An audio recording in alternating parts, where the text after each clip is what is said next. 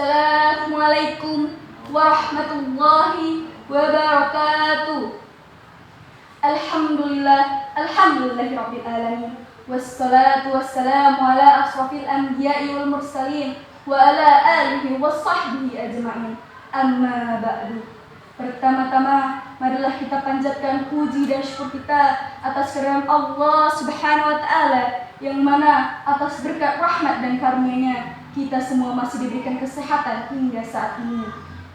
Salawat dan salam marilah kita hadiahkan kepada junjungan kita Nabi besar Muhammad SAW, yang mana syafaatnya kita harapkan di yaumil akhir kelak. Amin amin ya rabbal alamin. Yang saya hormati Bapak Ketua MUI, yaitu Bapak Haji Muhammad Ali Lubis. Yang saya hormati Bapak dan Ibu Dewan Juri, serta yang saya sayangi teman-teman sekalian. Nah teman-teman, pernahkah kalian mendengar pepatah yang mengatakan tak kenal maka tak sayang? Pastinya pernah, bukan? Maka dari itu, izinkanlah saya untuk memperkenalkan diri terlebih dahulu. Perkenalkan, nama saya Arzika Mazai Cornelis dari SMP Negeri 2, Kota Pematang Siantar. Pada kesempatan yang berbahagia ini, saya akan menyampaikan ceramah singkat yang bertemakan mensyukuri kemerdekaan. Mengapa kita harus mensyukuri kemerdekaan? Kemerdekaan bagi suatu bangsa adalah salah satu nikmat yang tak terkira, terlepas dari penindasan dan kesewenang-wenangan. Bangsa Indonesia pun seharusnya bersyukur atas kemerdekaan itu. Salah satu langkah benar yang bersyukur itu adalah dengan mengakui bahwa nikmat itu dari Allah Subhanahu wa Ta'ala. Kalau tidak karena karunia dari Allah, maka kemerdekaan itu tidak akan pernah terwujud. Tanpa karunia dan rahmat Allah, sungguh kita semua benar-benar termasuk orang yang merugi. Sebagaimana firman Allah pada Quran Surah Al-Baqarah ayat 64 yang berbunyi, A'udzu billahi minasyaitonir rajim. Bismillahirrahmanirrahim. Falaula fadlullahi 'alaikum wa rahmatuhu lakuntum minal khasirin. Yang artinya, dan kalaulah tidak karena karunia dari Allah dan rahmatnya, sungguh kalian benar-benar termasuk orang yang merugi. Nah teman-teman, pada Quran Surah Al-Baqarah ayat 64 telah dijelaskan betapa mulianya kemerdekaan yang dikarenakan oleh rahmat dari Allah Subhanahu wa Ta'ala. Maka dari itu, kita sudah sepantasnya mensyukuri kemerdekaan. Bangsa Indonesia pun telah mewujudkan rasa syukur itu dalam Undang-Undang Dasar 1945 yang terdapat pada awal alinea ketiga, yang berbunyi, atas berkat rahmat Allah yang Maha Kuasa.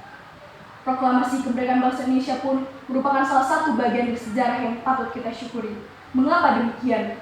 Karena sebelum proklamasi, bangsa Indonesia pernah sangat menderita di bawah jajahan dan penindasan bangsa lain, sebelum akhirnya Allah memberikan Indonesia dengan rahmat-Nya. Namun ternyata jauh sebelum itu, Allah juga telah mengisahkan dalam Al-Quran suatu bangsa yang awalnya terjajah, tertindas, kemudian Allah memberikan mereka dengan rahmat-Nya. Itulah Bani Israel yang sebelumnya menderita di bawah jajahan dan penindasan Fir'aun. Allah juga telah mengisahkan dalam Al-Quran keadaan yang mengenaskan pada Bani Israel akibat kesewenang-wenangan Fir'aun. Bani Israel hidup penuh dengan siksaan.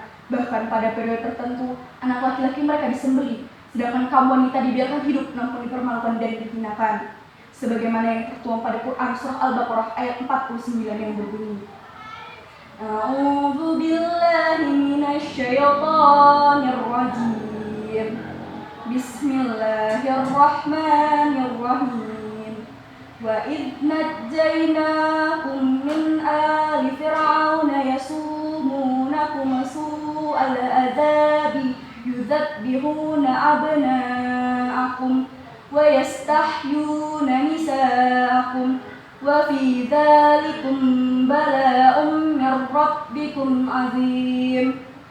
Yang artinya, dan ingatlah ketika kami menyelamatkan kalian daripada pengikut Fir'aun yang telah menimpakan siksaan yang buruk kepada kalian, menyembelih putra-putra kalian dan membiarkan hidup para wanita kalian, dan di dalam hal itu terdapat cobaan yang berat dari Rabb kalian.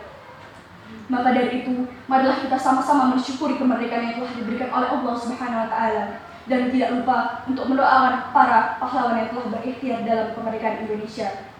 Dulu, Insinyur Soekarno pernah berpesan, perjuangan kami lebih mudah karena hanya mengusir penjajah, namun perjuangan kamu lebih sulit karena akan melawan bangsa sendiri. Hal itu sebagai pengingat bagi kita agar selalu mensyukuri kemerdekaan agar tidak terjadi perpecahan antar saudara. Teman-teman yang dirahmati oleh Allah, pesan saya, marilah kita selalu berbuat baik kepada sesama manusia, menghargai perbedaan pendapat, dan yang terpenting jangan pernah meninggalkan sholat 5 waktu. Karena sesungguhnya hidup berpuluh-puluh tahun dengan kemegahan dan kegemaran harta tidaklah ada gunanya apabila sholat 5 waktu tidak kita tunaikan. Demikianlah pidato yang dapat saya sampaikan pada kesempatan kali ini. Mohon maaf bila masih terdapat banyak kesalahan dan kekurangan. Karena sesungguhnya saya hanyalah manusia biasa yang tak luput dari kesalahan. Dan bila ada perkataan saya yang kurang berkenan di hati para dewan juri dan teman-teman, saya mohon maaf. Burung merak, burung cendrawasih, bulunya indah dipandang mata. Cukup sekian dan terima kasih. Semoga bermanfaat bagi kita semua. Wabillahi taufiq wal hidayah. Wassalamualaikum warahmatullahi wabarakatuh.